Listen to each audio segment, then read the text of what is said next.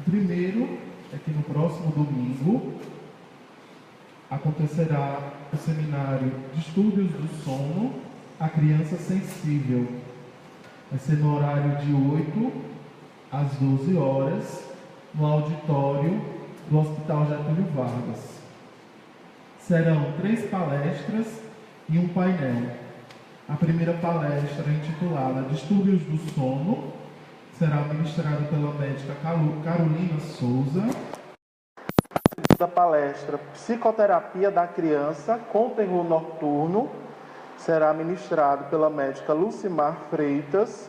Após as palestras acontecerá um painel intitulado Sensibilidade Extrasensorial e serão 3 pessoas abordando 3 temáticas.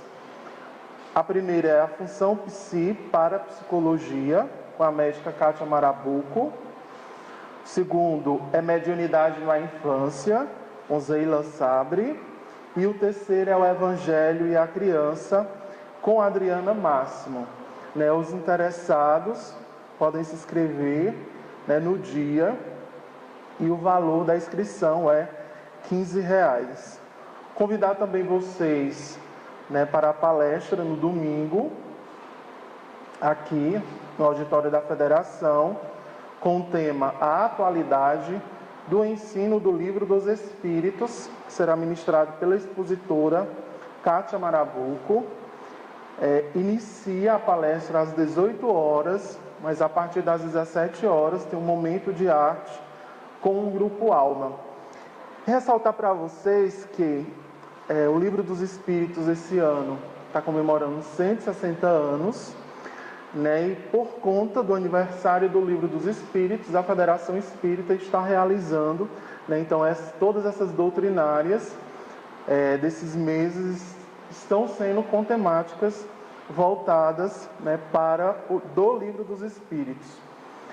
E o último convite, o curso de dirigente de palestras espíritas, para aqueles que estão interessados, vai ser realizado no Centro Espírita Nosso Lar, que fica na Avenida José dos Santos e Silva, aqui no centro da cidade, no dia 29, de 14 às 17 horas.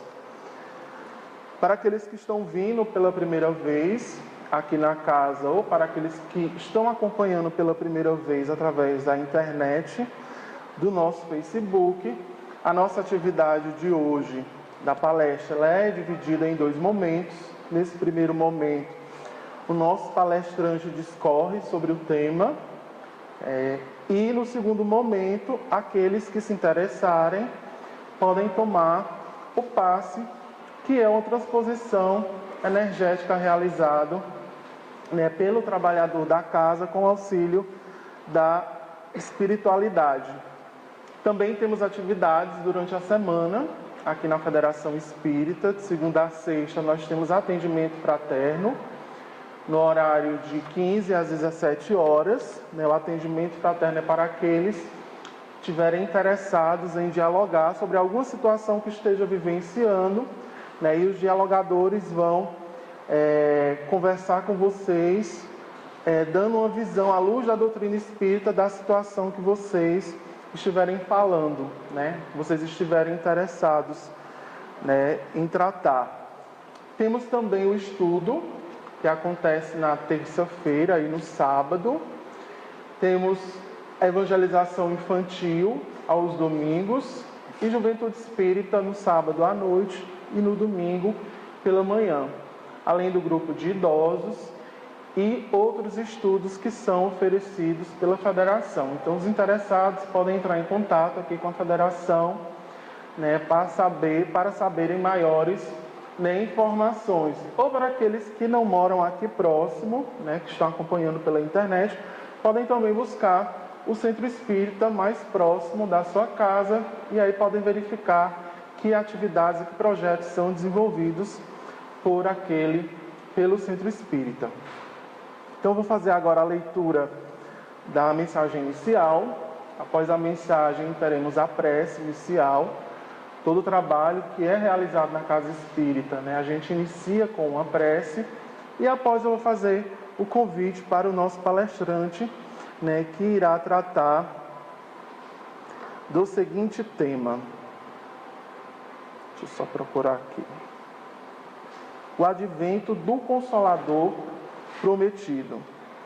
O título da mensagem inicial de hoje é de Emmanuel, do Espírito Emmanuel, que se encontra no livro Linha 200, psicografia de Francisco Cândido Xavier. O título da mensagem é Ante o Consolador Prometido. Lembremos-nos de que Jesus, em nos prometendo a vinda do Consolador, anunciava-nos de certo não a liberação milagrosa de nossos compromissos perante a lei, mas sim a presença da luz que nos familiarizaria com a verdade.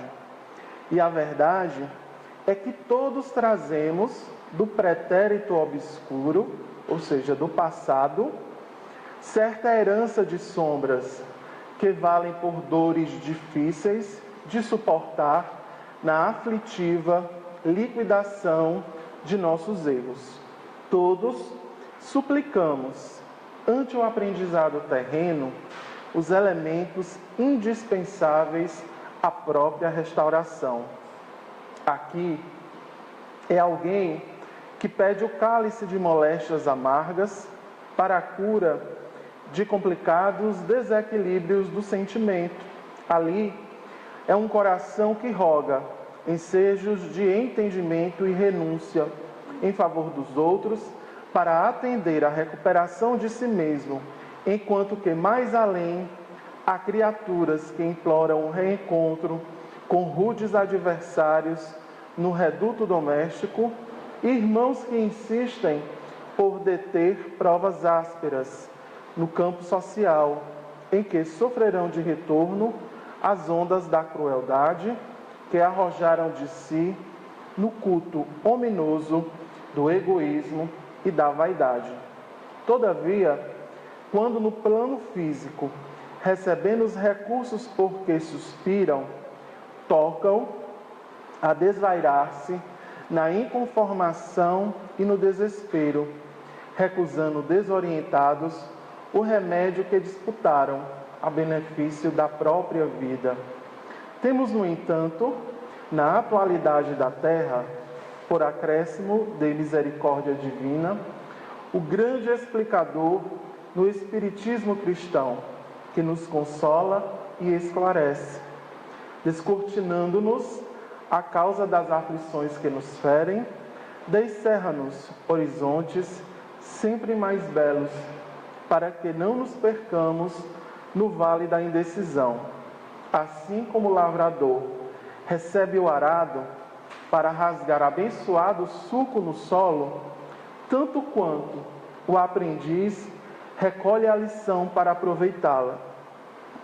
Saibamos encontrar na fé que nos ampara a força necessária para a justa solução das nossas dívidas, a fim de que tracemos renovado caminho que nos conduza em paz à vitória da luz. Palavras de Emmanuel, no livro Linha 200. Então vamos agora para a nossa prece inicial. Aqueles que quiserem fechar os olhos, fiquem à vontade, não é o ritual, é uma forma de nós nos concentrarmos melhores, mas aqueles que não quiserem, não tem nenhum problema.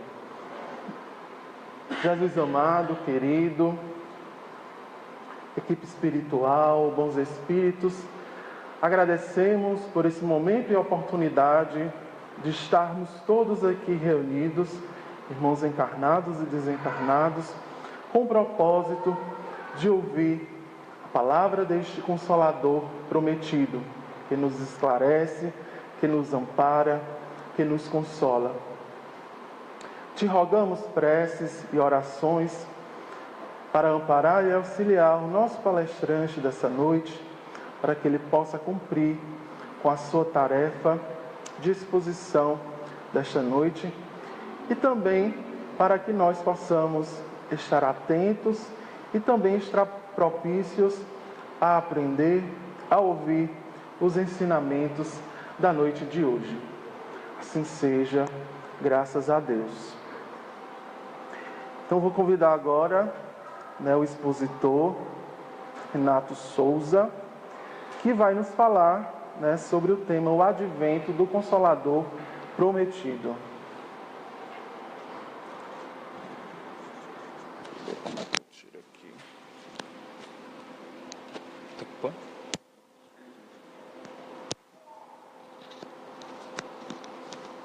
Talvez tecnologias.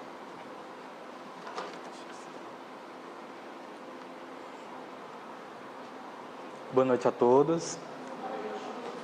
Estão todos bem? Espero que sim. Todos alimentados, sadios.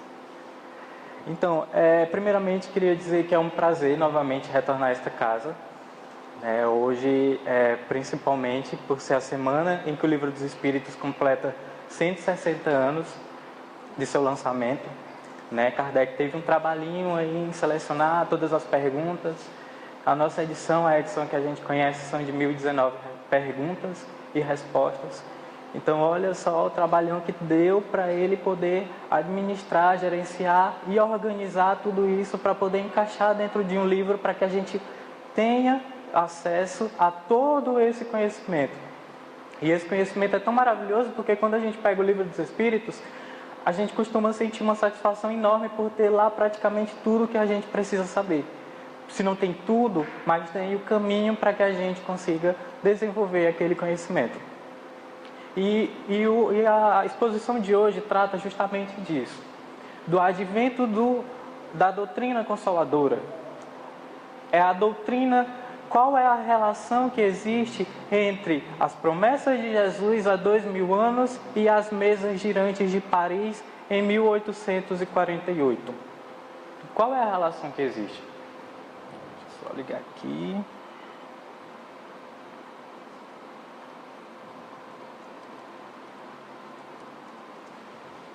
E daí a gente começa com Jesus convocando todos os seus discípulos no momento antes da crucificação, no momento antes de retornar à pátria espiritual, e ele fala uma passagem que está contida em João, do capítulo 14, nos versículos 15 ao 17 e no versículo também 26, que eu vou ler agora para vocês. Se me amais, guardai os meus mandamentos, e eu rogarei ao Pai, e Ele vos dará outro Consolador, para que fique convosco para sempre. O Espírito de verdade, que o mundo não pode receber, porque não o vê nem o conhece, mas vós o conheceis, porque habita convosco e estará em vós. Mas aquele Consolador, o Espírito Santo, que o Pai enviará em meu nome, esse vos ensinará todas as coisas, e vos fará lembrar de tudo quanto vos tenho dito. E daí eu peço só um pouco de paciência e de observação de vocês, porque aqui a gente vai construir um raciocínio justamente para desmistificar alguns conceitos, alguns pré-conceitos e alguns dogmas que a maioria de nós ainda carrega no nosso seio, principalmente pela maioria de nós termos convivido o tempo todo dentro de um seio católico ou de alguma outra religião. Aqui eu tenho só uma observação a fazer, que o Espiritismo, de modo algum, nós espíritas não temos a pretensão de sermos donos da verdade. Uma vez que a verdade, no nosso estágio evolutivo, ela é muito relativa. Ela pode alterar. A verdade de hoje não é a mesma verdade de ontem, e a verdade de hoje não será a mesma verdade de amanhã. Em relação a esse trecho que eu li para vocês agora, do Evangelho de João, a gente tem que ter em mente que ele destoa um pouco do Evangelho primitivo. Por quê? O Evangelho primitivo ele foi escrito em grego. E atualmente nós temos o Evangelho em português à nossa disposição. Acho que quase todo mundo aqui tem uma Bíblia em casa, e cada Bíblia, a minha Bíblia é diferente da Bíblia do George, por exemplo. Porque todas essas Bíblias são interpretações diferentes, e essas interpretações, ao longo do tempo, foram perdendo muito significado, foram perdendo sua essência original. Então, por isso que o Consolador prometido, ele vai buscar o cristianismo primitivo. Ele vai buscar aquele cristianismo original, aquele cristianismo pregado por Jesus. Aquele cristianismo sincero, aquele de palavras bem simples, sem rebuscamento nenhum, com uma essência. E é isso que a gente vai fazer agora. Vamos quebrar a palavra consolar.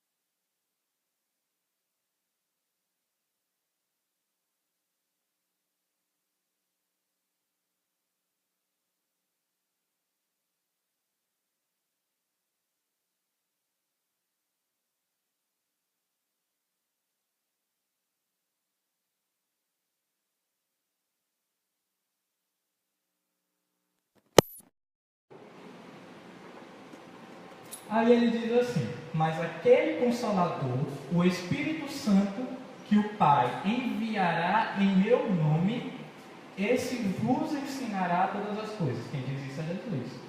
Esse vos ensinará todas as coisas e vos fará lembrar de tudo quanto vos tenho dito.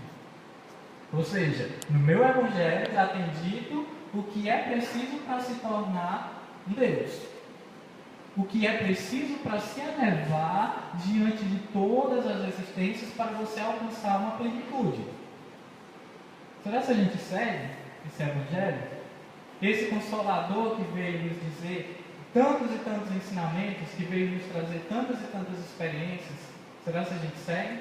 Será que não é por isso que a gente precise de um outro Consolador?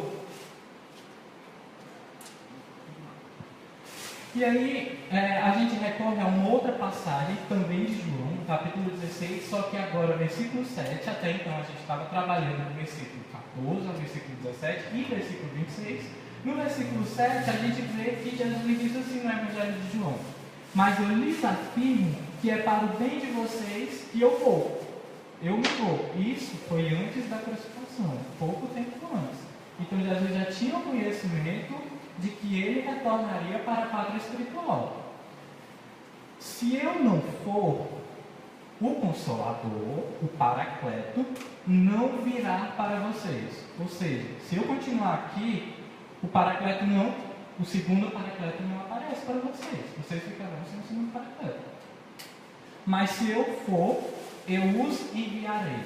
Eu enviarei para vocês um novo. Retornando aquele versículo que a gente viu no início, ele vai pedir ao Pai que envie um novo Consolador para que todas as ideias que já foram ditas sejam reafirmadas e sejam adicionadas de novos ensinamentos, para que assim a humanidade seja planificada. A gente tem um ponto agora nesse versículo 7, que é o ponto de o Espírito, o novo Consolador, o novo Paracleto, ele não ser enquanto Jesus não se for. Só que naquele primeiro versículo a gente vê no Evangelho de João, versículo 16, que ele cita o Espírito Santo, ou em outras interpretações, o Santo Espírito, são coisas diferentes, como o novo Consolador, como o segundo Consolador. Como se fosse o Consolador necessário para que viesse trazer todos os novos ensinamentos e reafirmar os antigos ensinamentos. E aí o raciocínio que a gente vai construir agora é o raciocínio da doutrina espírita, que é partindo do ponto de que o Espírito Santo não é o segundo Consolador prometido. Não é o Consolador prometido que Jesus tanto reafirma em seu Evangelho, presente no Evangelho de João. Primeiro ponto.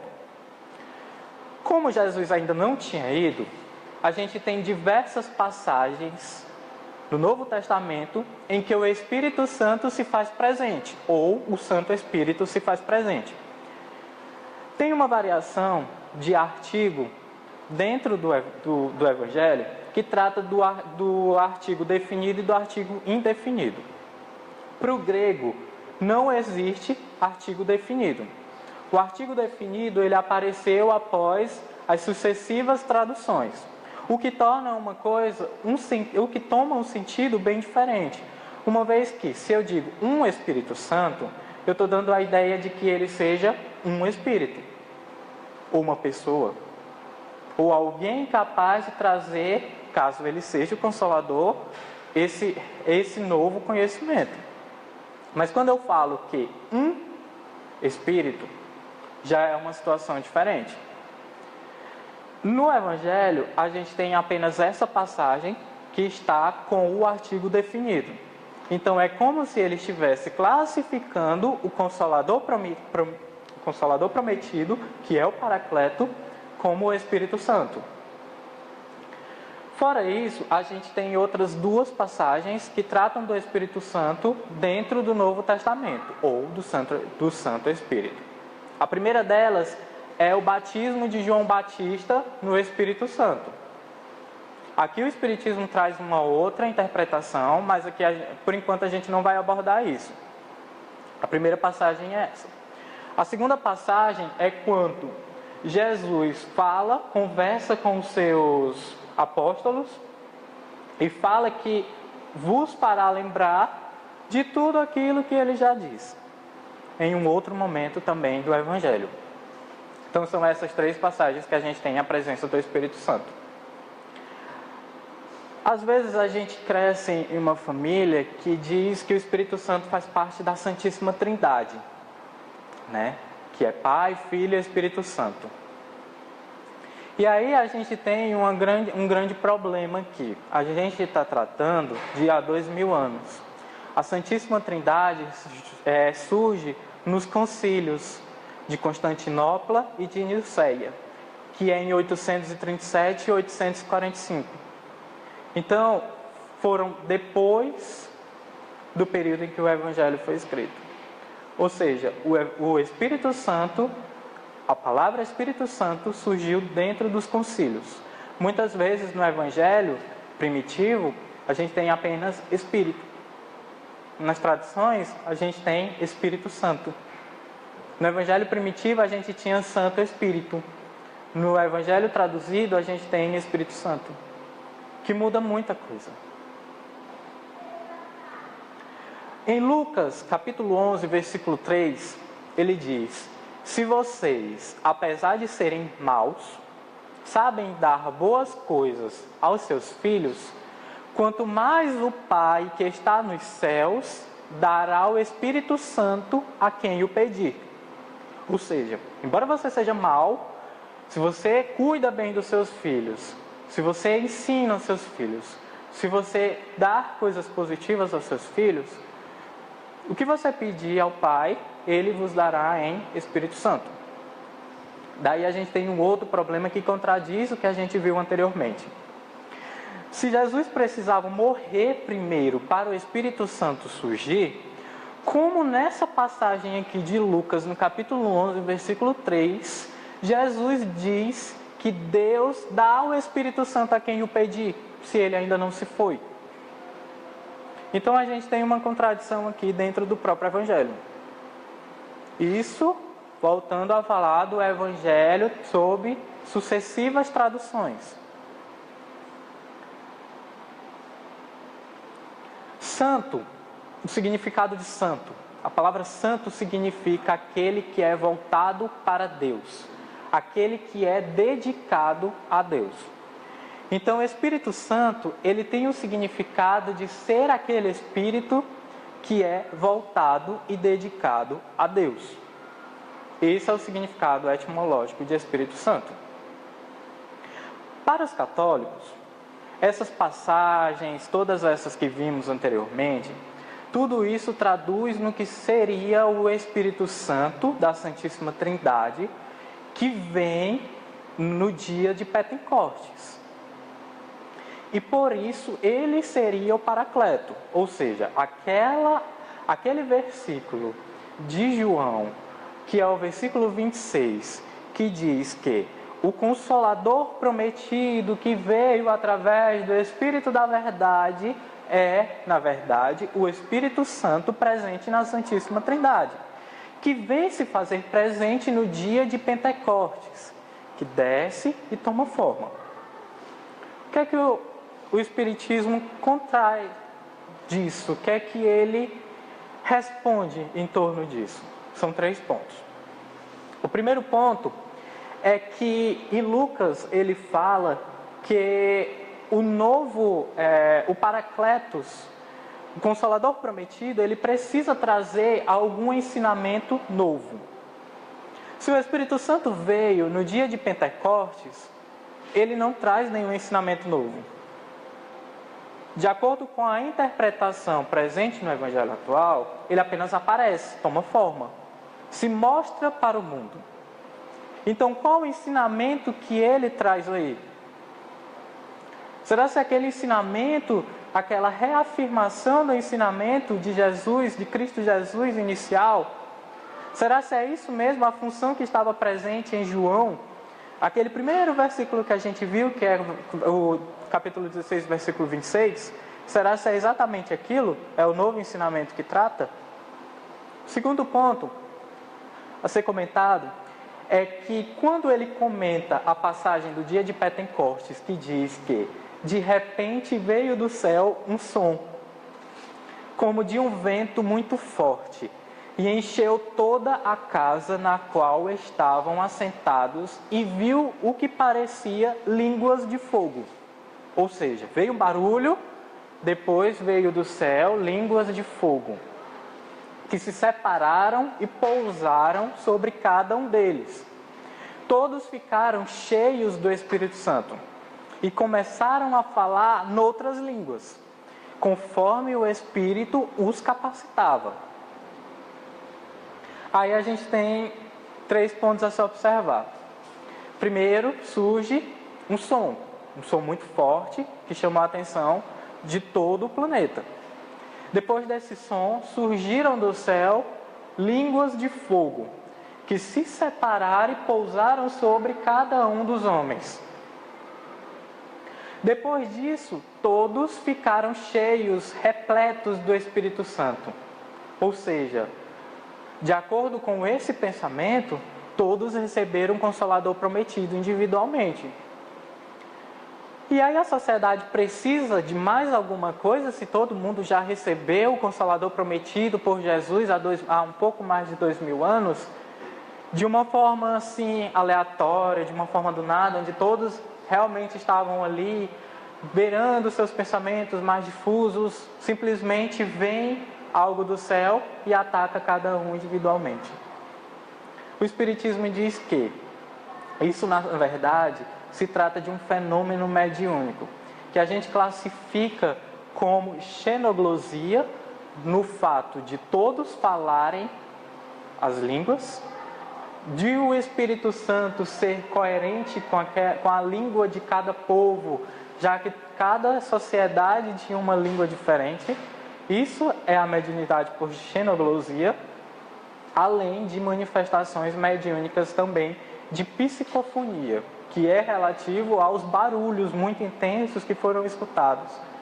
Então essa passagem, ela não seria de todo tão verdadeira quanto isso se apresenta. Lembrando que a verdade no nosso estágio evolutivo, ela é referencial, ela é relativa. Então, a verdade de hoje não é a mesma verdade de amanhã, porque os tempos são outros. E é esse ponto que faz a relação entre as promessas de Jesus há mais de 2000 anos e o fenômeno das mesas girantes em 1854. São épocas totalmente diferentes, mas que tem todo um contexto traçado pela espiritualidade para que isso fosse organizado. Há todo um planejamento por trás disso. O terceiro ponto a se debater em relação ao Espírito Santo ser o Consolador prometido é em relação a que o Pentecostes ele aconteceu 52 dias depois da morte de Jesus, do desencarne de Jesus, da crucificação de Jesus. E esses 52 dias, será que seria tempo suficiente para que as pessoas esquecessem os ensinamentos de Jesus e precisassem relembrar, precisassem ter o Consolador prometido para se fazer presente toda aquela reafirmação dos ensinamentos de Jesus? Será que 52 dias seriam suficientes para uma criança entrar na faculdade e adquirir todo aquele conhecimento de que ela necessita? Será? Então são esses 3 pontos que nos fazem, enquanto espíritas, enquanto estudiosos do Espiritismo, acreditar que o Espírito Santo não é o Consolador prometido. Então quem é o Consolador prometido, Renato? Já que o próprio Evangelho traduzido que temos em casa diz que é o Espírito Santo. E aí a gente recorre para Emmanuel. Emmanuel vem nos dizer então que o Espírito Santo é, portanto, uma legião, uma pleiade de espíritos redimidos e santificados que cooperam com o divino. Ou seja, são espíritos puros. São espíritos que chegaram ao patamar de plenitude em sua mais elevada pureza e que, por isso, auxiliam Jesus, auxiliam Pai em seus trabalhos divinos diante das várias e várias sociedades e diante de vários e vários seres. O Consolador prometido, então, já que o Espírito Santo se trata, na verdade, de não um Espírito, Por isso que o artigo indefinido, ele está usualmente incorreto aí na nossa interpretação, porque o melhor seria o sem artigo, como muitos trechos da Bíblia acontecem, né? Ou sob um artigo no plural. E então, quem é o Consolador prometido? Temos o Espírito Santo, que na verdade são vários, não é só um. São espíritos que acompanham o divino, porque a própria etimologia da palavra fala que santo é aquele que acompanha.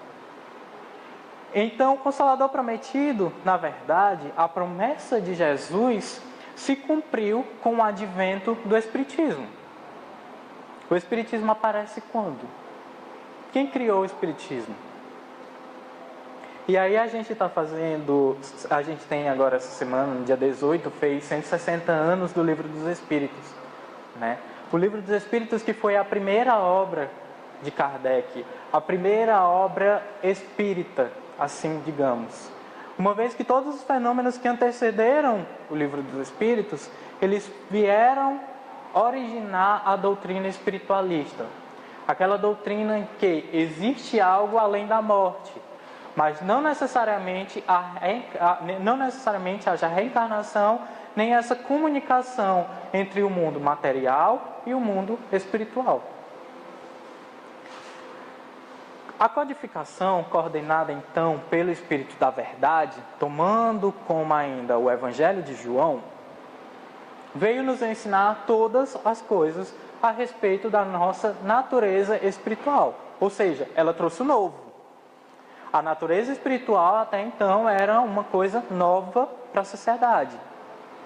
Não se tinha esse conhecimento tão apurado ainda do que seria essa natureza espiritual, do que seria a constituição dos espíritos, de como se daria essa comunicação entre o mundo material e o mundo espiritual, nem tanto outros pontos ainda reafirmados por esse Consolador prometido, que veio aparecer no século XIX.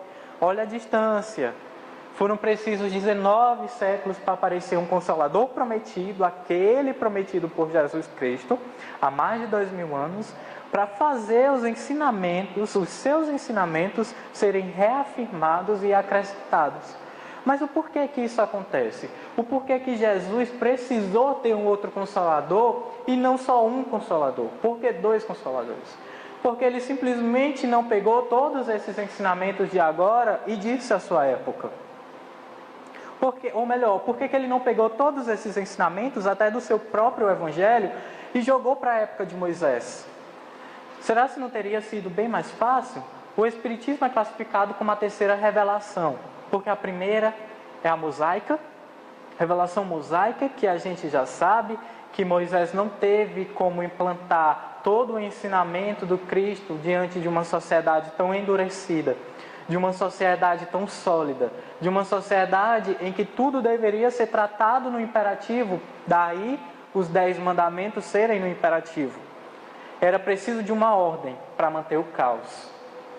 Se viesse trazer os ensinamentos de que existia uma natureza espiritual, naquela época em que a manifestação dos espíritos e a comunicação dos espíritos era tratado como bruxaria, e todos aqueles então morreriam de diversas formas, como seria esse caos? Então foi preciso 19 séculos para se tratar disso. Como é evidente que não somos capazes ainda de colocar todo o ensino de Jesus em prática, o Consolador prometido de Jesus, então, vem nos lembrar a reencarnação. Vem nos lembrar também os intercâmbios entre os 2 mundos e vários outros ensinamentos contidos em várias obras e comunicações espíritas. Todas as leis da ciência, um dia elas foram desconhecidas. E quando descobertas, elas foram motivo de gozação, de piada. A gente tem como exemplo, por exemplo, Giordano Bruno, que morreu na fogueira, foi condenado à morte por defender que o universo era infinito. Então, uma ideia que para a gente é válida hoje, antigamente não era e foi motivo de morte. Então, por que a terceira revelação ela não pode ser o Consolador prometido. Muita gente pode dizer, nossa, isso é tão extremista, isso é tão sonhador, tão utópico. Mas, na verdade, todas as revoluções culturais, científicas e morais, elas passaram por esse ponto. Elas passaram por essa fase de contestações. Elas passaram por essa fase em que era desacreditado. Ninguém acreditava. O próprio Espírito da Verdade falou para Kardec, em linhas gerais, que ele deveria dar a cara a tapa, porque dali viriam vários e vários insultos, vários amigos deixariam de ser amigos diante de uma coisa que ele estava, entre aspas, iniciando. Galileu Galilei, por exemplo, ele teve que negar que a Terra, ele teve que negar que o Sol era o centro do universo e reafirmar que a Terra que era o centro do universo, para não morrer. Então, olha que coisa, né? O Espiritismo é como se fosse uma revolução moral, diante de um século que foi caracterizado, assim, por diversas e diversas manifestações, diversas e diversas revoluções. Leon Denis diz uma coisa interessante. O Espiritismo não é a religião do futuro, mas ele é o futuro das religiões. Dentro ainda do versículo 26, a gente tem uma palavra que, quando ele fala sempre, no Evangelho traduzido, o sempre, na verdade, advém de uma palavra no grego, que não significa sempre. Não é algo que seja eterno. É algo que seja válido por eras, por épocas, por etapas. Então, o Espiritismo, a terceira revelação, o Consolador prometido, ele vem assim, ele será enviado pelo Pai para habitar conosco e por estar em nós. Não conosco, em nós. Não para sempre, mas por eras. Talvez só o tempo em que ele seja suficientemente necessário para se manter assim presente. E Renato,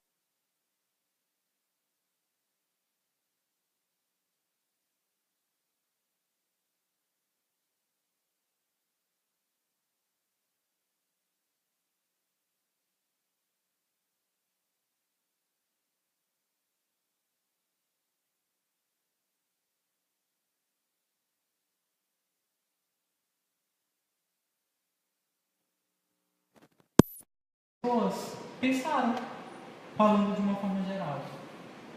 Elas pararam o tempo para pensar. Por quê?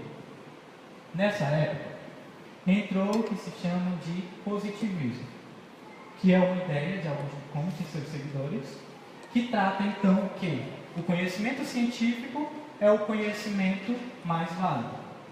O conhecimento científico, então, ele é baseado por meio de experimentações. Ou seja, você precisa experimentar para dizer, para enunciar que aquele experimento é verdadeiro. Com isso, a Igreja Católica ela veio perdendo muitos de seus seguidores ao longo do tempo.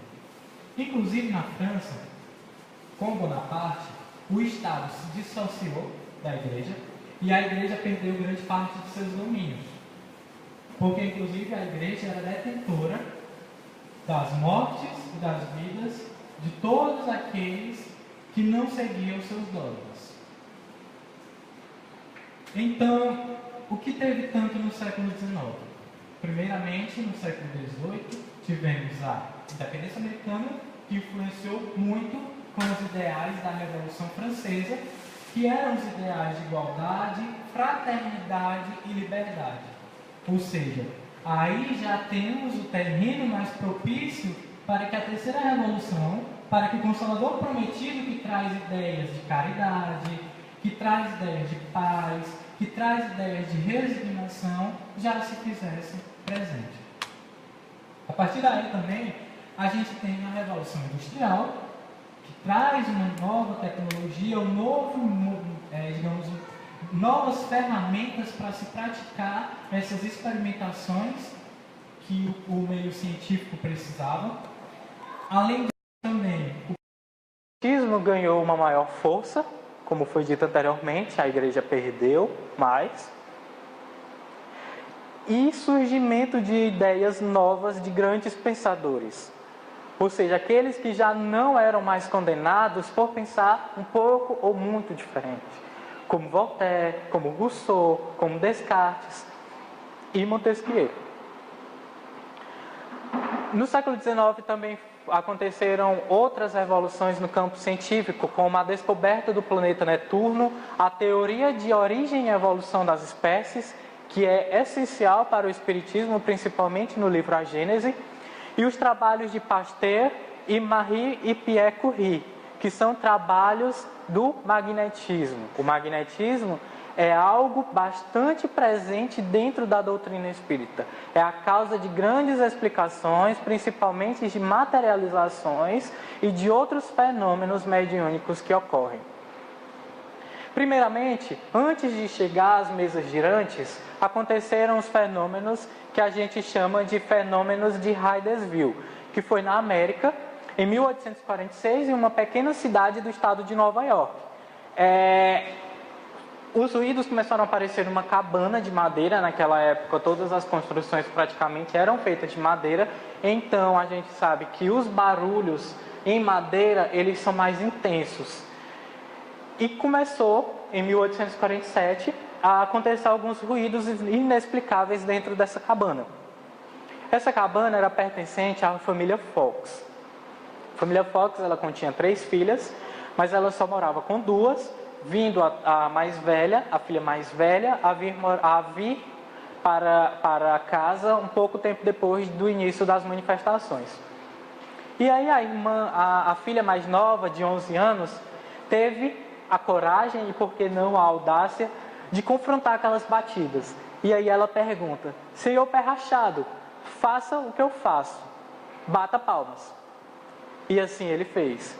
Com as batidas na madeira, tanto no assoalho quanto nas paredes, ele batia, fazia o mesmo movimento.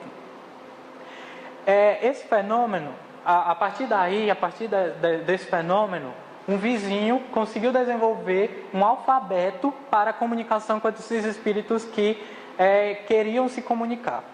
Isso é chamado de telegrafia espiritual.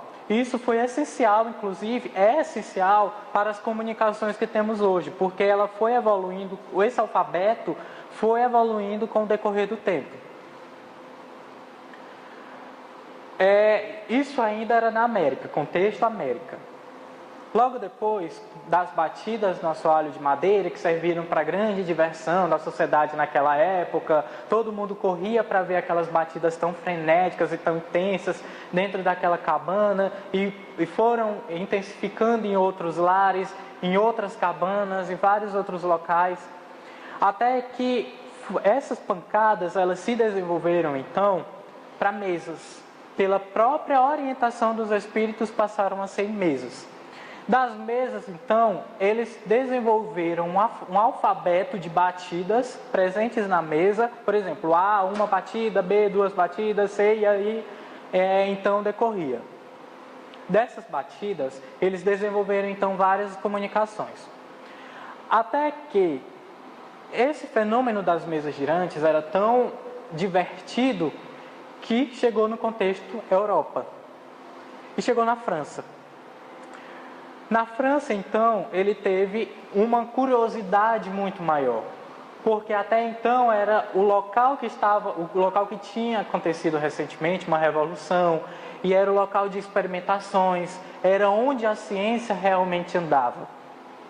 Até que em 1848, por aí, ela teve o conhecimento de um rapaz chamado Hippolyte Léon Denisard Rivail, que era um francês, na época com 50 anos, tomou conhecimento das experimentações. Ele já tinha vários e vários livros publicados, era de uma família de alto clero, uma família de magistrados, e tinha uma educação bastante plena, uma educação muito formada.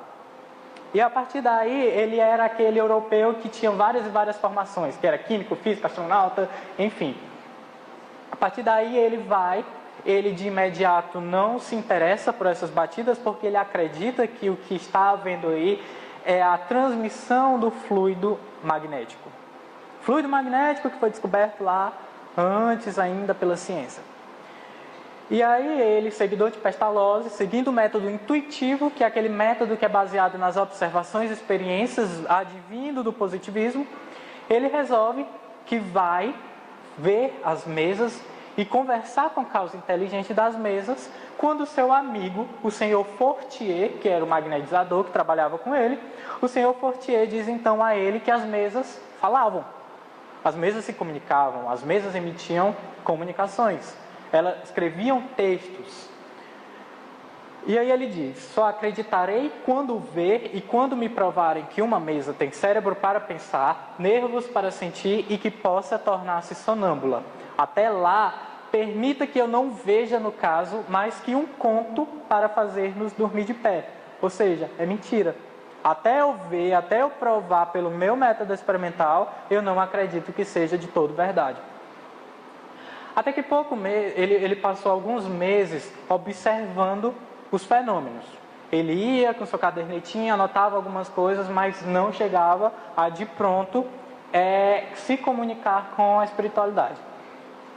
A partir de uma reunião na casa da família Baudin, Kardec então conseguiu desenvolver suas pesquisas, se comunicando então com aquele princípio inteligente que animava as mesas e transmitia uma comunicação, utilizando as médiuns Baudin, que eram duas crianças que estavam naquela casa, naquela família, e elas conseguiam já desenvolver toda aquela comunicação com os espíritos. Aqui a gente já passa, então, da telegrafia espiritual, que era um cesto presente em uma mesinha de madeira, em que os espíritos rodavam a mesa e esse cesto iria escrevendo diversas mensagens.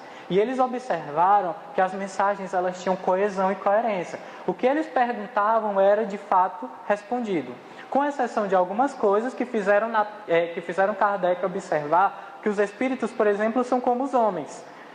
Alguns são mentirosos, alguns são brincalhões, alguns são sérios, alguns são inteligentes, outros menos inteligentes, e aí variavam. Até que em 18 de abril de 1857, depois de aproximadamente 2 anos de pesquisa, depois de 2 anos de comunicação com esses espíritos dessa maneira, utilizando as mesas girantes, e utilizando a mediunidade das filhas, das crianças Baudin, além de ser revisionado pela senhorita Jaffer, que foi muito, além de outros médios também, mas essas 3 crianças foram bastante presentes no Livro dos Espíritos. Até que em 18 de abril de 1857, há 160 anos atrás, com aproximadamente 2 anos de pesquisa, coleta e organização de dados, é que Kardec lança o Livro dos Espíritos. A partir daí, a primeira edição, ela, por exemplo, possuía 501 perguntas e respostas, vindo apenas a segunda edição a conter 1019. Concluindo disso aqui tudo que a gente conversou, inclusive do raciocínio que foi discutido, a gente decorre que o cristianismo teve ao longo do seu tempo a sua mensagem esquecida e por muitas vezes deturpada.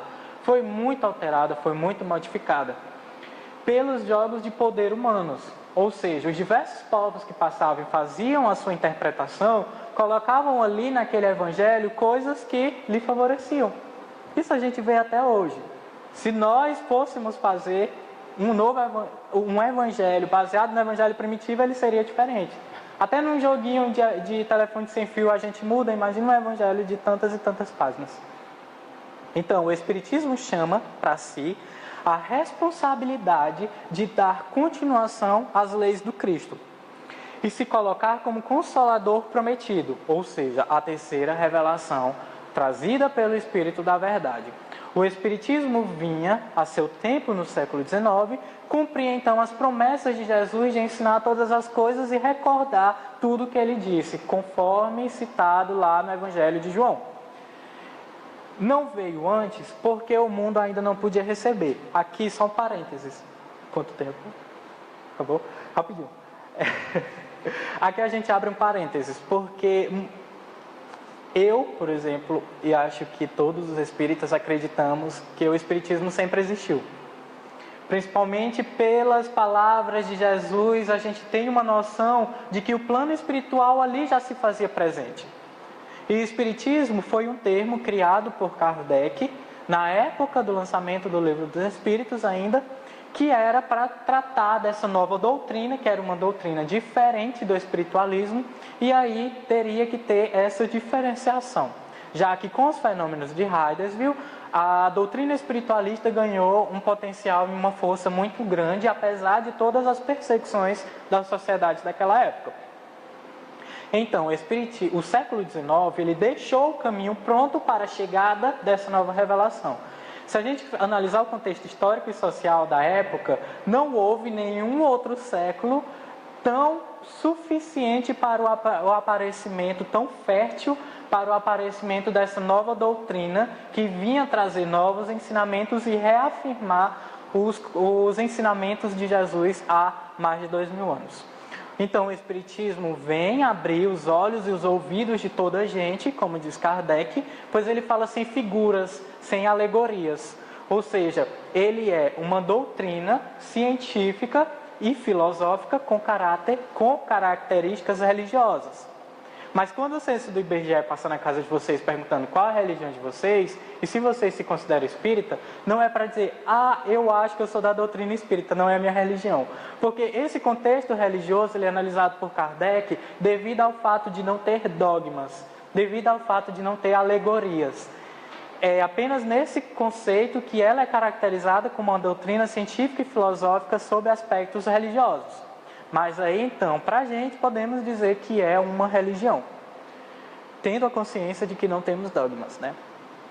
E levanta o véu intencionalmente lançado sobre certos mistérios, trazendo a consolação suprema aos deserdados da terra e a todos que sofrem, porque ela traz o conhecimento das nossas aflições, causas e objetivos, além também de trazer os ensinamentos de Jesus, do cristianismo primitivo, que de uma forma se tornar o cristianismo redivivo, além também de explicar muitas coisas que o Evangelho não pôde explicar à sua época, e além também de trazer uma fé no futuro, trazendo conceitos de coragem, paciência e resignação, que são extremamente necessários para o nosso dia a dia e para as nossas evoluções. Muito obrigado e uma boa noite.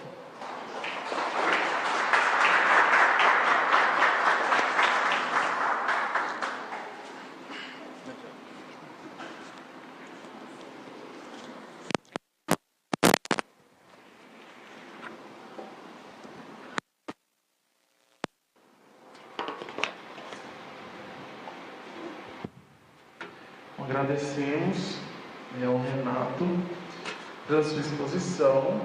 Vamos agora fazer a prece de encerramento desse primeiro momento. E aí a gente passa para o segundo momento, que é o momento do passe. Aqueles que sentirem necessidade de tomar o passe, podem aguardar onde estiverem, que vão sendo chamados aí para a sala, para a porta que está aí, ao lado do auditório.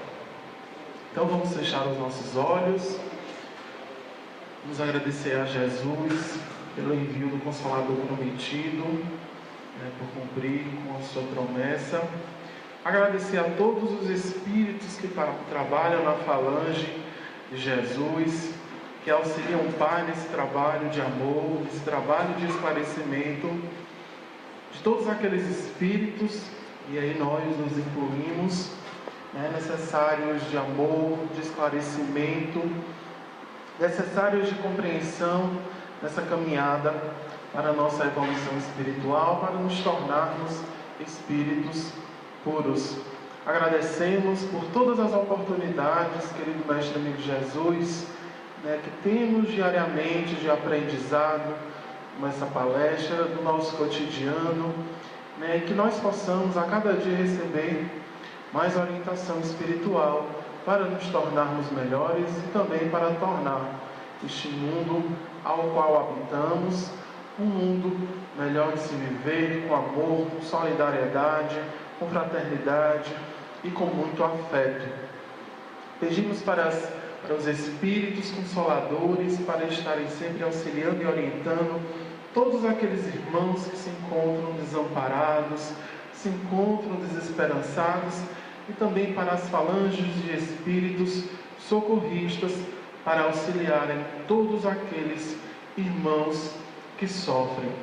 Nos guarda, nos ilumina, hoje e sempre, assim seja, graças a Deus.